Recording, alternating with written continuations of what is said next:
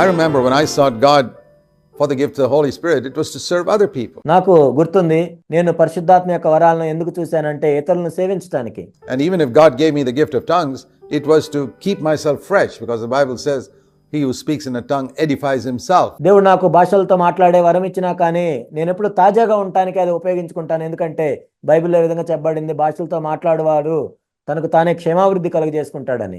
So I wanted to edify myself so that I'd always be fresh. కాబట్టి నాకు నేను క్షేమాభివృద్ధి కలుగజేసుకుంటాను, ఎందుకంటే నేను ఎప్పుడు తాజాగా ఉండాలని. When I'm serving other people, so even the gift of tongues was to benefit others. కాబట్టి నేను ఇతరులను సేవించేటప్పుడు నేను కూడా తాజాగా ఉంటాను. భాషలతో మాట్లాడే వరం కూడా ఇతరులకు ఉపయోగపడుతుంది. To keep myself fresh. నన్ను నేను తాజాగా ఉంచుకోవటానికి. And to build myself up. నాకు నేను క్షేమాభివృద్ధి కలుగజేసుకోవటానికి. Nothing, no gift of the Spirit was for my own personal edification. కాబట్టి ఆ విధంగా చూసినట్లయితే ఏ ఒక్క ఆత్మ వరం కూడా నా సొంత అవసరాల నిమిత్తము ఉండదు. It was for personal edification that led to the blessing of other people. వ్యక్తిగతమైన క్షేమాభివృద్ధిని కలుగజేసినా కానీ అది ఇతరులను సేవించటానికే. So we need to remember that all the gifts of the Holy Spirit are meant for others. కాబట్టి మనం జ్ఞాపకం చేసుకోవాల్సిన విషయం ఏంటంటే పరిశుద్ధాత్మని యొక్క ప్రతి వరము కూడా ఇతరుల్ని మనం సేవించటానికే. The fruit of the Spirit, if I have joy, peace, that benefits me. కానీ ఆత్మ ఫలాన్ని మనం చూసినట్లయితే అది నాకు క్షేమాభివృద్ధి కలుగజేస్తుంది. ప్రేమ, సంతోషం, సమాధానం. If I have the fruit of the Spirit of joy, the fruit of the Spirit of peace, that doesn't benefit you, it benefits me. కాబట్టి ఆత్మ ఫలాన్ని నేను కలిగి ఉన్నట్లయితే, నా ఆనందాన్ని, నా సమాధానాన్ని నేను కలిగి ఉన్నట్లయితే అది నీకు క్షేమాభివృద్ధి కలుగజేయదు, కానీ నాకు క్షేమాభివృద్ధిగా ఉంటుంది. But if I have the gifts of the Holy Spirit, whether it's prophecy or healing or any other gift, that benefits others. కానీ నేను పరిశుద్ధాత్మ యొక్క వరాలను కలిగి ఉన్నట్లయితే అది ప్రవచనం కానీ, స్వస్థత కానీ, మరేదైనా ఇతరులకు అది ఉపయోగపడుతుంది. So we need both of these, and we need to ask God and ask him to give us, and the next thing we need is faith. కాబట్టి మనం ఈ రెండింటినీ కలిగి ఉండాలి. వీటి నిమిత్తం మనం దేవుణ్ణి అడుగుతూ ఉండాలి. దేవుణ్ణి అడగాలి అంటే మనకు విశ్వాసం ఉండాలి. If you, being evil, know how to give good gifts to your children, మీరు చెడ్డవారై ఉండి కూడా మీ పిల్లలకి శ్రేష్టమైన ఈవులు ఇవ్వాలని మీరు అనుకుంటారు, how much more shall your heavenly Father give what is good, and especially the Holy Spirit and all his good gifts, to those who ask him. మరి మీ పరలోకపు తండ్రి ఎంత మంచి శ్రేష్టమైన ఈవులను మీకు ఇస్తాడో కదా. ముఖ్యంగా పరిశుద్ధాత్మను మరియు మంచి వరములను తన్ను అడుగు వారందరికీ ఆయన ఇస్తాడు. We need to have faith that we're coming to a Father. We're not coming to some CEO of some company who is very distant. We have to approach him through some secretary or something like that. We're coming to our heavenly dad. కాబట్టి మనకు విశ్వాసం ఉండాలి. మనం మన తండ్రి దగ్గరికి వస్తున్నాం. మనం ఏదో ఒక CEO దగ్గరికి రావట్లేదు. ఎక్కడో దూరంగా ఉన్న CEO ఒక సెక్రటరీ ద్వారా ఆయన కలవాలి, ఆ విధంగా మనం రావట్లేదు. మన పరలోకపు తండ్రి దగ్గరికే మనం వస్తున్నాం. What will he deny us? There's absolutely nothing good that he can ever deny us. మరి మనకు ఇవ్వకుండా ఏం విడిచిపెడతాడు ఆయన?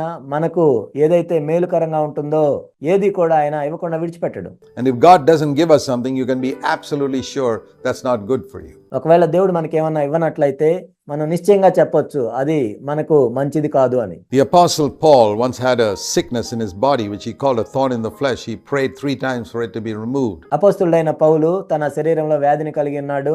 నా శరీరంలో ఉన్న ముళ్ళు అని దాన్ని పిలిచాడు. దాని నుంచి విడిపించమని పౌలు 3 సార్లు ప్రార్థన చేశాడు. 2 Corinthians 12, God didn't remove it and he realized that was for his good. 2 కొరింథీ 12లో మనం దాన్ని చూస్తాము. అయితే దేవుడు దాన్ని ఏమీ తగ్గించలేదు. అప్పుడు పౌలు ఏమనుకున్నాడంటే ఇది నా మేలు కొరకే అనుకున్నాడు. Because that kept him humble and broken. ఆ విధంగా అది ఆయన్ను దీనునిగా చేసింది, అది నలగొట్టింది. So God always gives us what is good. కాబట్టి ఏదైతే మనకు మంచిదో దాన్నే దేవుడు మనకి ఎప్పుడు ఇస్తాడు. And when God is good to us like that, tremendously good to us, what should we do?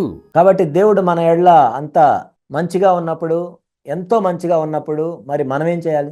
We need to be good to other people. మనం ఇతరుల పట్ల కూడా మంచిగా ఉండాలి. And so he goes on to this verse 12, which is often called the golden rule. అందుకే ఇక్కడ యేసుక్రీస్తు ప్రభువారు 12వ వచనంలో ఈ మాటను చెప్పారు. సాధారణంగా దీన్ని గోల్డెన్ రూల్ అని పిలుస్తారు.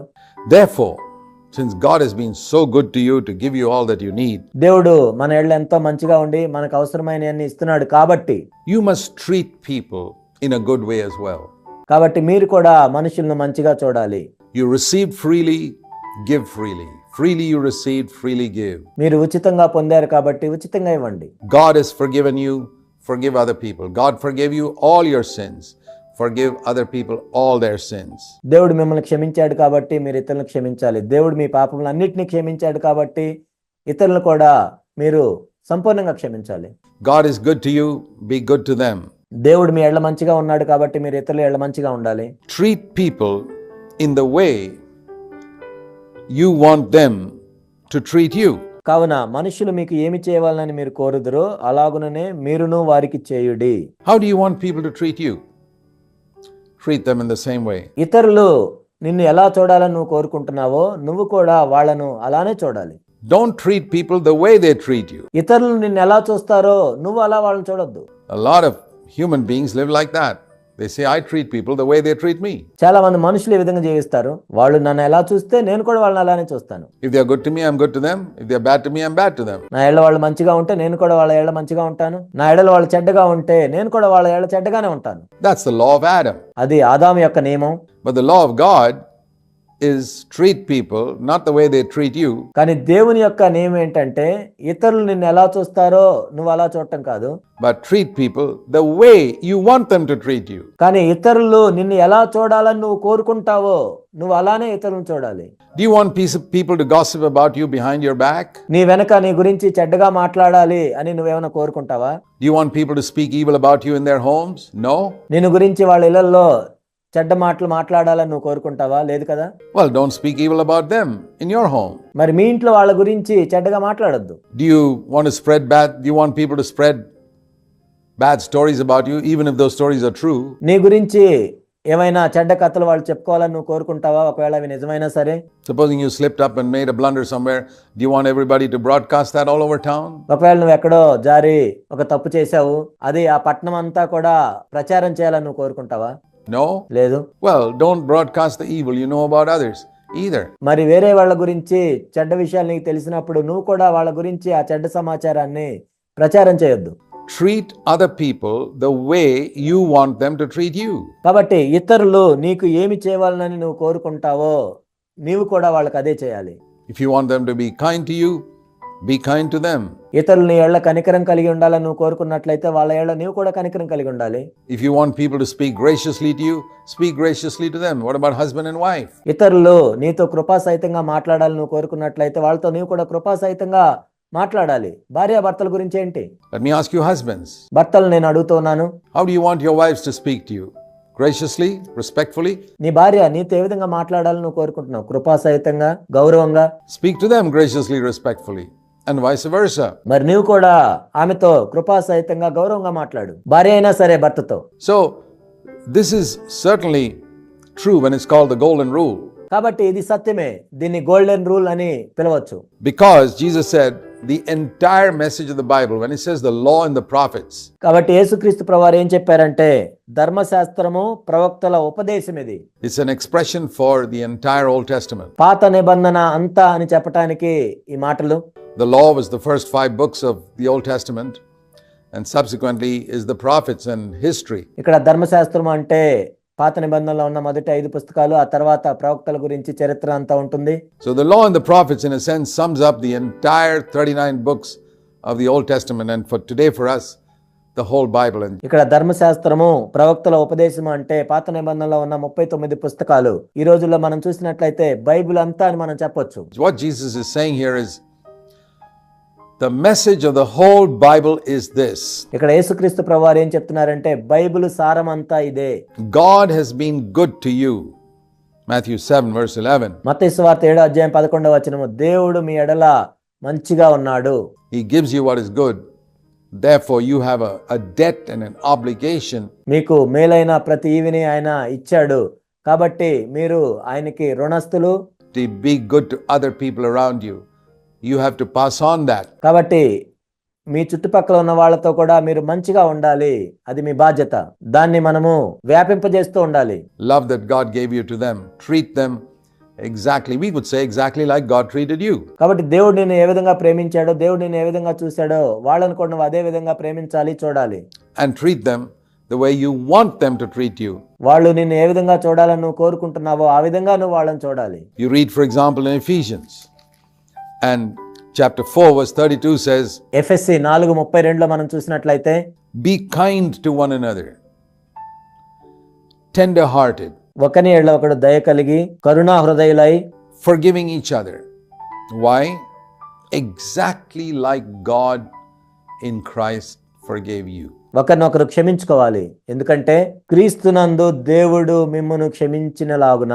Be kind to one another like God has been kind to you in Christ. క్రీస్తునందు దేవుడు మీ ఎడల దయ కలిగి ఉన్నాడు కాబట్టి మీరు ఒకరి ఎడల ఒకరు దయ కలిగి ఉండాలి. Be tender-hearted to others, especially your children, when they slip up and blunder and make a mistake. ఒకరి ఎడల ఒకరు కరుణా హృదయులై ఉండాలి. ముఖ్యంగా మీ పిల్లల విషయంలో వాళ్ళు ఏదైనా పొరపాటు చేసినప్పుడు, తప్పు చేసినప్పుడు, పడిపోయినప్పుడు.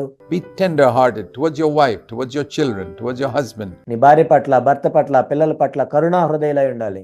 Because God has been tender-hearted towards you. ఎందుకంటే దేవుడు నీ ఎడల కరుణా హృదయుడై ఉన్నాడు. Forgive like God forgave you. And then it goes on to say in the next verse, be an imitator of God as beloved children. దేవుడు మిమ్మల్ని క్షమించిన ప్రకారం మీరు కూడా ఒకరినొకరు క్షమించుకోవాలి.